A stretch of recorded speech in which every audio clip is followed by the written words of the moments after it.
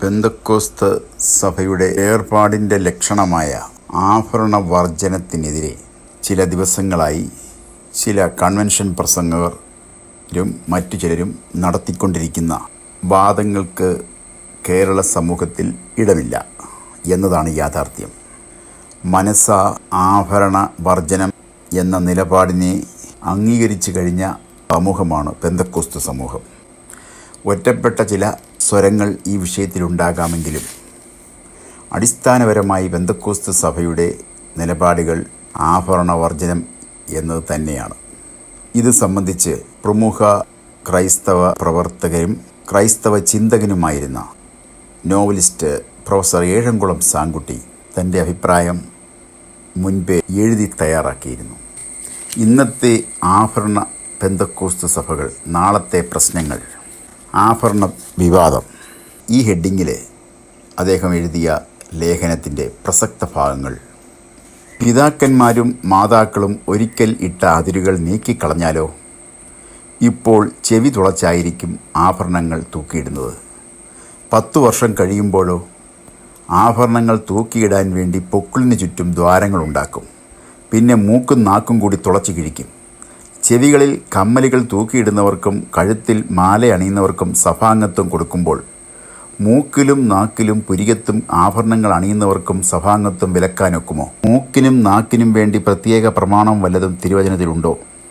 ആഭരണം ധരിക്കാൻ വേണ്ടി പരിശുദ്ധാത്മാവിൻ്റെ മന്ദിരമായ ശരീരത്തെ കുത്തിമുറിച്ച് വേദനിപ്പിച്ച് രക്തമൊഴുക്കി ദ്വാരങ്ങൾ ഉണ്ടാക്കിയെടുക്കുന്നത് ശരിയാണോ? മൂക്കിൽ സ്വർണ്ണ കടുക്കനും പൊക്കിളിൽ സിൽവർ റിങ്ങും പുരിക വരമ്പുകളിൽ പ്ലാറ്റിനം ക്ലിപ്പും കീഴ്ചുണ്ടിൽ പളുങ്കു വളയങ്ങളും കിഴിച്ചും കൊളുത്തിയും ധരിക്കുന്ന പുരുഷന്മാരും സ്ത്രീകളും ഇപ്പോൾ അമേരിക്കയിലെ പെന്തക്കോസ്ത് സഭകളിലുണ്ട്. നാക്കു കിഴിച്ച് ആഭരണങ്ങൾ തൂക്കിയിടുന്ന പെന്തക്കോസ്ത് യുവതികളെയും യുവാക്കളെയും ഇടയ്ക്കിടെ കാണാറുണ്ട്. ഉച്ചാരണ വൈകല്യത്തോടു കൂടിയേ അവർക്ക് പ്രൈസ് ദ ലോർഡ് എന്ന് പറയാനൊക്കൂ. ഹാലേലുയ എന്ന് പറയുന്നതിന് പകരം അവർ ഹായേയുയ എന്ന് സ്വരഭേദം സ്വീകരിച്ചെന്ന് വരും.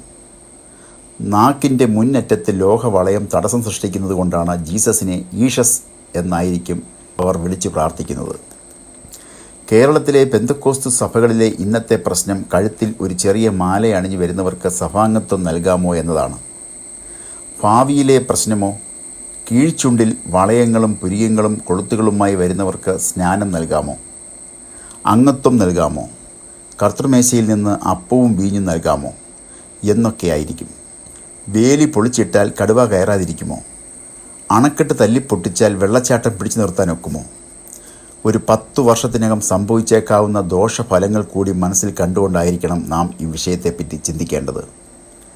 ആഭരണത്തെ അനുകൂലിച്ച് സംസാരിക്കുന്ന പ്രിയപ്പെട്ട പാസ്റ്റർമാരോട് ഒരു ചോദ്യം. പുരികങ്ങളിൽ പ്ലാറ്റിനം ക്ലിപ്പിട്ട ഒരു പെൺകുട്ടിയോ ആൺകുട്ടിയോ നിങ്ങളുടെ ആരാധനാ യോഗത്തിൽ സംബന്ധിച്ച് കർത്തൃമേശയിലെ അപ്പക്കഷ്ണത്തിന് വേണ്ടി വായു തുറന്ന് ചേരയെപ്പോലെ സ്വർണ്ണ വളയമിട്ട് നാക്ക് നീട്ടിക്കാണിച്ചാൽ ആ പെൺകുട്ടിക്ക് അല്ലെ ആൺകുട്ടിക്ക് തിരുമേശയിൽ പങ്കുണ്ടാവുമോ? അപ്പവും വീഞ്ഞും നൽകുമോ? ഈ പ്രശ്നം ചിന്തിച്ചു തുടങ്ങാൻ സമയമായി. സമീപഭാവിയിൽ നിങ്ങൾ നേരിടാൻ സാധ്യതയുള്ള വെല്ലുവിളികളിൽ ഒന്നാണിത്. നാളത്തെ പ്രശ്നങ്ങളുടെ കൂട്ടത്തിൽ ഇതുകൂടി ഉൾപ്പെടുത്തി ചിന്തിച്ചാലും. പെൺകുട്ടികൾക്ക് ആഭരണത്തോട് താല്പര്യം തോന്നുക ഇന്ത്യൻ സംസ്കാരത്തിൻ്റെ പശ്ചാത്തലത്തിൽ സ്വാഭാവികമാണ്. പെന്തക്കോസ്തുകാരുടെ പെൺമക്കളും ആഭരണങ്ങൾ ധരിക്കാൻ ആഗ്രഹം പ്രകടിപ്പിച്ചെന്ന് വരാം. ആഗ്രഹങ്ങൾക്ക് വഴങ്ങിക്കൊടുത്താലോ? മൈലാഞ്ചി അരച്ചു പുരട്ടി, കുപ്പിവളകൾ കിലുക്കി, 2 ചെവികളിലും കമ്മലുകൾ ആട്ടി ഉലച്ച് ക്രിസ്തുവിൻ്റെ ലളിത സുവിശേഷം പ്രഘോഷിക്കുന്ന വനിതകൾ പെന്തക്കോസ്തു യോഗങ്ങളിൽ പ്രത്യക്ഷപ്പെടും, തീർച്ച.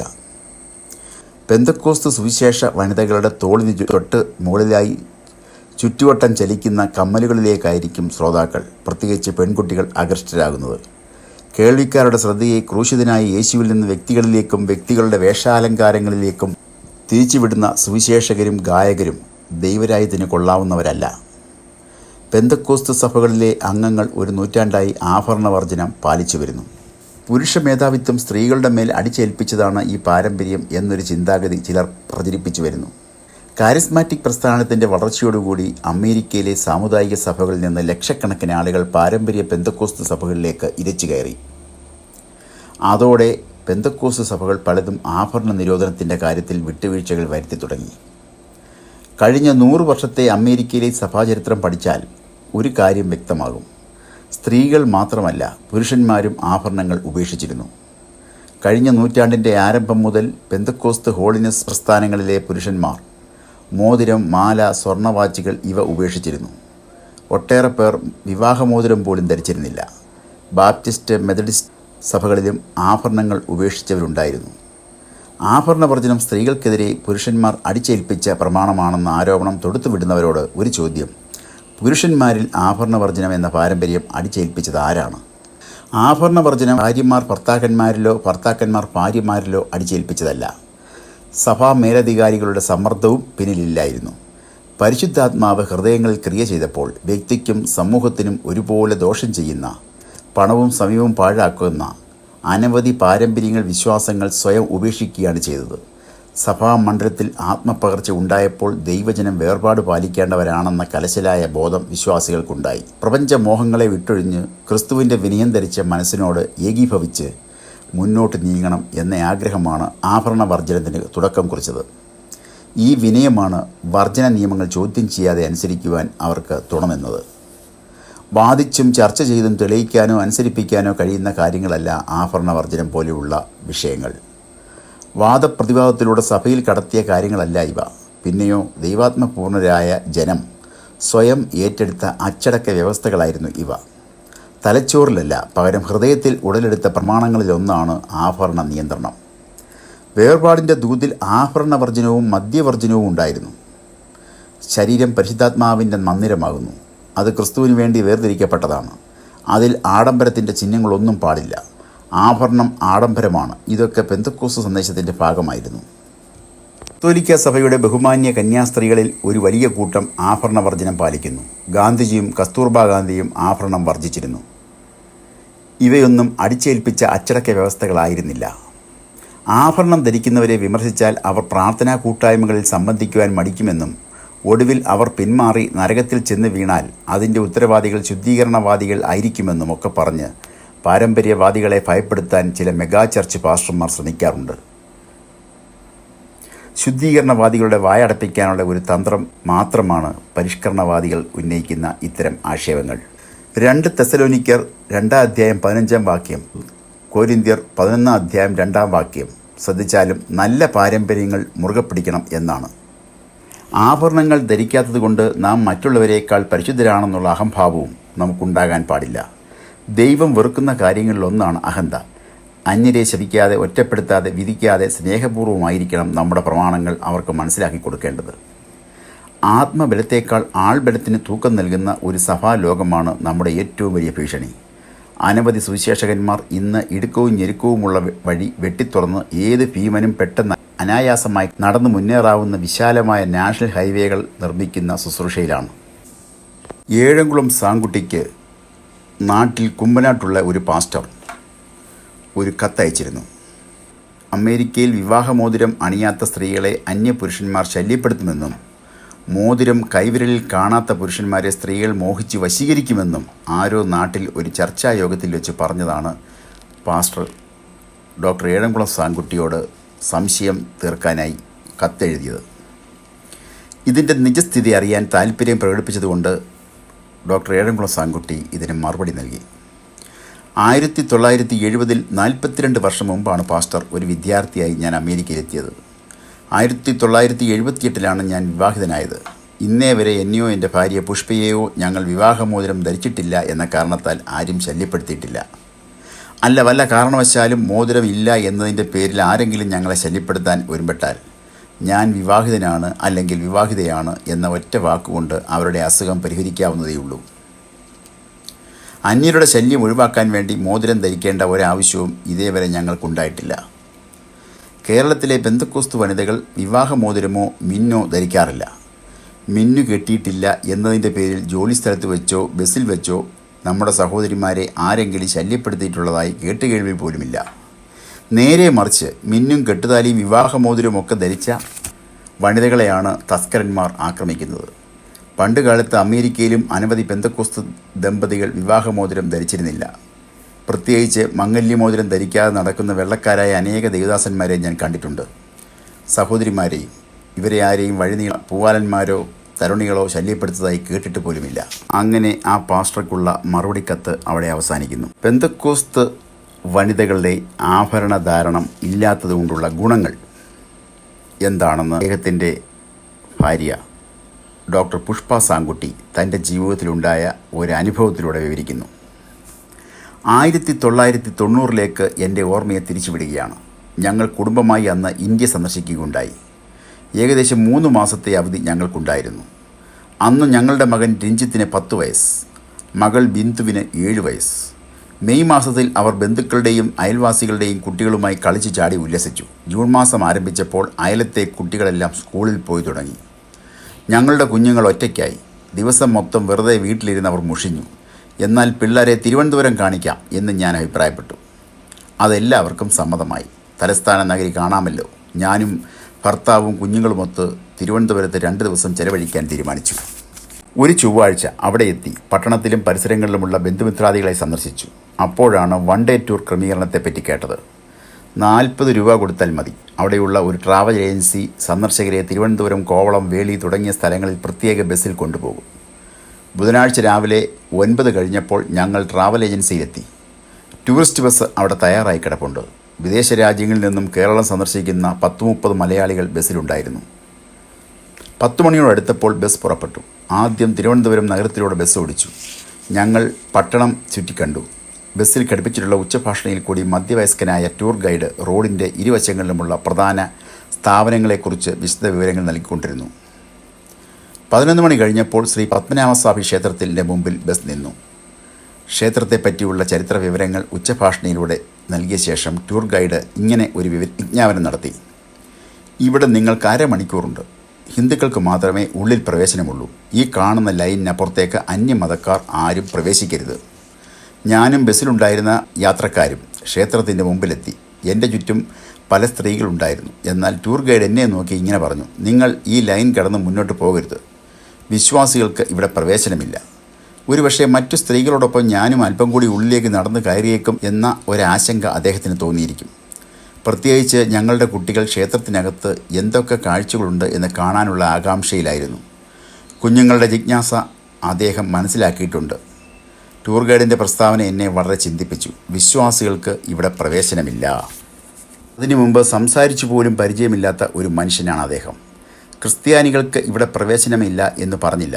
മുസ്ലിങ്ങൾക്ക് പ്രവേശനമില്ല എന്നും പറഞ്ഞില്ല. വിശ്വാസികൾക്ക്. ഞാനൊരു വിശ്വാസിയാണെന്ന് അദ്ദേഹം എങ്ങനെ അറിഞ്ഞു? ഉച്ചയ്ക്ക് ബസ്സിലുണ്ടായിരുന്നവർ ഊണ് കഴിക്കാൻ ഹോട്ടലിൽ കയറി. ഞാനും ഭർത്താവും ടൂർ ഗൈഡിൻ്റെ സമീപത്ത് ചെന്നിരുന്നു. അന്യോന്യം പരിചയപ്പെട്ടു. ഞാൻ ചോദിച്ചു, എന്നെ വിശ്വാസി എന്ന് സംബോധന ചെയ്തത് എന്തുകൊണ്ടാണ്? അദ്ദേഹം മറുപടി പറഞ്ഞു, നിങ്ങളുടെ ശരീരത്തിൽ ആഭരണങ്ങളില്ലല്ലോ. നിങ്ങൾ പെന്തക്കോസ്തുകാരാണെന്ന് എനിക്ക് മനസ്സിലായി. ഞങ്ങളുടെ നാട്ടിൽ പെന്തക്കോസ്തുകാരെ എല്ലാവരും വിളിക്കുന്നത് വിശ്വാസികളെന്നാണ്. അദ്ദേഹം സിറിയൻ ഓർത്തഡോക്സ് സഭാംഗമായിരുന്നു. എനിക്ക് അഭിമാനം തോന്നിയ നിമിഷം. 30ലധികം യാത്രക്കാരുണ്ടായിരുന്ന ഒരു ബസ്സിൽ എനിക്ക് മാത്രം വിശ്വാസി എന്ന ബഹുമതി ലഭിച്ചിരിക്കുന്നു. മുമ്പൊരിക്കലും പരിചയപ്പെട്ടിട്ടില്ലാത്ത ഒരാൾ ഒറ്റ നോട്ടത്തിൽ ഞാനൊരു വിശ്വാസിയാണെന്ന് അംഗീകരിച്ചിരിക്കുന്നു. എൻ്റെ ജീവിതത്തിൽ ലഭിച്ച ഏറ്റവും വലിയ സർട്ടിഫിക്കറ്റായി ഇതിനെ ഞാൻ കരുതുന്നു.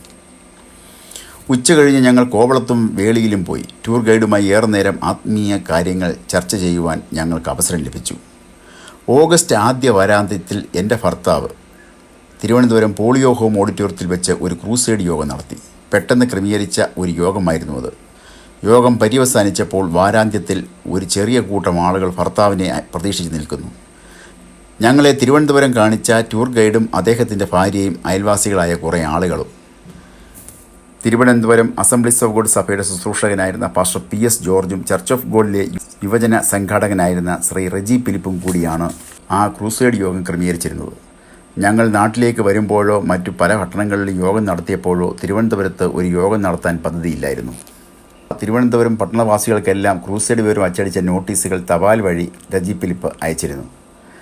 അതനുസരിച്ച് എൻ്റെ ഭർത്താവിൻ്റെ പ്രസംഗം കേൾക്കാൻ എത്തിയതാണ് ആ ടൂർ ഗൈഡും അദ്ദേഹത്തിൻ്റെ കുടുംബവും ബന്ധുമിത്രാദികളും. തലസ്ഥാന നഗരി കാണാൻ പോയപ്പോൾ ഞാൻ ആഭരണധാരിയായി ബസ്സിലുണ്ടായിരുന്ന മറ്റു സ്ത്രീകളെപ്പോലെ ആഡംബര വിഭൂഷിതയായി യാത്ര ചെയ്തിരുന്നെങ്കിൽ ഞാനൊരു പെന്തക്കോസ്ത് വിശ്വാസിയാണെന്ന് ആ മനുഷ്യൻ മനസ്സിലാക്കുകയില്ലായിരുന്നു. അദ്ദേഹവുമായി ആത്മീയ കാര്യങ്ങൾ ചർച്ച ചെയ്യുവാൻ അവസരം ലഭിക്കുമായിരുന്നില്ല. ഏറ്റവും പ്രധാനമായി എൻ്റെ ഭർത്താവിൻ്റെ സുവിശേഷ ദൂത് ശ്രദ്ധിക്കുവാൻ അദ്ദേഹത്തിന് വഴി തുറക്കപ്പെടുമായിരുന്നില്ല. ശരി തന്നെയാണ്, ഞാനൊരു വിശ്വാസിയാണ്, പെന്തക്കോസ്തുകാരിയാണ്. അതിൽ ഞാൻ വിനയപൂർവ്വം അഭിമാനം കൊള്ളുന്നു. വിനയപൂർവ്വം ഞാൻ ഒരു ചോദ്യം മുന്നോട്ട് വയ്ക്കട്ടെ. നമ്മെ കണ്ടാൽ നാം വിശ്വാസികളാണെന്ന് നമ്മുടെ പെരുമാറ്റത്തിൽ കൂടിയും സംസാരത്തിൽ കൂടിയും വസ്ത്രധാരണത്തിൽ കൂടിയും അന്യർ മനസ്സിലാക്കുമോ? അല്പം കൂടി സ്പഷ്ടമായി ചോദിക്കട്ടെ, നമ്മെ കണ്ടാൽ പെന്തക്കോസ്തു പുരുഷന്മാരും പെന്തക്കോസ്തു സ്ത്രീകളുമാണെന്ന് അന്യർ ഒറ്റ നോട്ടത്തിൽ മനസ്സിലാക്കുമോ? നമ്മെ പെന്തക്കോസ്തു ശക്തിയുള്ള വിശ്വാസികളായി അന്യർ മനസ്സിലാക്കുമ്പോൾ പ്രാർത്ഥനയ്ക്ക് വേണ്ടി അവർ നമ്മെ സമീപിക്കും. പരിശുദ്ധാത്മാവിനെപ്പറ്റി കൂടുതൽ ഗ്രഹിക്കുവാൻ താല്പര്യം പ്രകടിപ്പിച്ചുകൊണ്ട് അവർ അടുത്തു വരും. അങ്ങനെ ജനം നമ്മുടെ ദൈവത്തിങ്കിലേക്ക് ആകർഷിക്കപ്പെടും, വിടുവിക്കപ്പെടും, ദൈവരാജ്യം വിസ്തൃതമാക്കുകയും ചെയ്യും. മറ്റൊരനുഭവവും പുഷ്പ സാങ്കുട്ടി വിവരിക്കുന്നു. 1979 ഞാൻ അമേരിക്കയിലെത്തിയ കാലത്ത് ആഭരണത്തോടുള്ള ബന്ധത്തിൽ അമേരിക്കയിലെ ചില പെന്തക്കോസ്തു സഭകളിൽ ചൂടുപിടിച്ച ചർച്ചകൾ നടന്നുകൊണ്ടിരിക്കുകയായിരുന്നു. ആഭരണവർജന വ്യവസ്ഥകൾ അയവ് വരുത്താൻ പാടില്ല എന്ന് പ്രായവും പക്വതയുമുള്ള ദൈവദാസന്മാർ ശക്തിയായി വാദിച്ചു. ആഭരണ നിയന്ത്രണ വ്യവസ്ഥകൾ വിട്ടുകളയണമെന്ന മെഗാ ചർച്ചകളിലെ പാസ്റ്റർമാരും ടെലിവിഷൻ പ്രഭാഷകന്മാരും അവരുടെ അനുയായികളും വാദിച്ചുകൊണ്ടിരുന്നു. ഒടുവിൽ ജനറൽ അസംബ്ലികളിൽ വോട്ടെടുത്തപ്പോൾ മെഗാ ചർച്ചുകൾക്കും അവയുടെ പാസ്റ്റർമാരുടെ ആശയങ്ങൾക്കും ഭൂരിപക്ഷം ലഭിച്ചു. ആദ്യകാല പ്രവർത്തകരുടെ ശബ്ദം ക്രമേണ നിലച്ചു തുടങ്ങി. പിന്മാറ്റത്തിലേക്കുള്ള ആദ്യത്തെ പടി ആയിരുന്നു അത്. ഇന്ന് ലൗകികരെയും ആത്മീയരെയും തമ്മിൽ തിരിച്ചറിയുവാൻ കഴിയാത്ത വിധം പെന്തക്കോസ്തു ലോകം അമേരിക്കയിൽ അധപ്പതിച്ചിരിക്കുന്നു. സിനിമാ നടികളേക്കാൾ കൂടുതൽ ആഭരണം ചില പെന്തക്കോസ്തു പാസ്റ്റർമാരുടെ ഭാര്യമാർക്കുണ്ട് എന്നതാണ് യാഥാർത്ഥ്യം. ലജ്ജാകരമായ ഈ അവസ്ഥ മറ്റു രാജ്യങ്ങളിലെ സഭകൾക്കുണ്ടാകാതിരിക്കട്ടെ. പിതാക്കന്മാർ വെച്ച അതിർവരമ്പുകൾ മാറ്റിമറിക്കാതിരിക്കപ്പെടട്ടെ. പിതാക്കന്മാർക്ക് ലഭിച്ച വെളിച്ചം അവരുടെ അറിവുകേടായിരുന്നു എന്ന സ്വന്തം നാവുകൊണ്ട് പറയാൻ തക്കവണ്ണമുള്ള അഹന്ത ആർക്കും ഉണ്ടാകാതിരിക്കട്ടെ. ഒരു പ്രവചനഭാവമുള്ള ലേഖനമായിരുന്നു ഇത് എന്ന് പറയാതിരിക്കാൻ കഴിയില്ല. പെന്തക്കോസ്തു വനിതകളെ ആഭരണമണിയിക്കുന്ന തിരക്കിലാണ് ചിലർ. അവർക്ക് സഭയെ നശിപ്പിച്ച് കാണണം എന്ന ഒരാഗ്രഹം ഉള്ളിൻ്റെ ഉള്ളിൽ ഉണ്ടായാൽ തെറ്റു പറയാൻ കഴിയില്ല.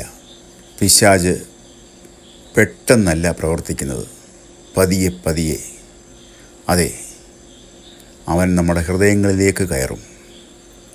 നമ്മളൊട്ടും പ്രതീക്ഷിക്കാത്ത ഇടത്ത് നിന്ന് നമ്മളെ തെറ്റിക്കുന്ന, വിശ്വാസത്തിൽ നിന്ന് പതറിക്കുന്ന രീതിയിലുള്ള അഭിപ്രായങ്ങളുണ്ടാകാം. പിന്മാറരുത്. ഇത് അന്ത്യകാലമല്ലോ.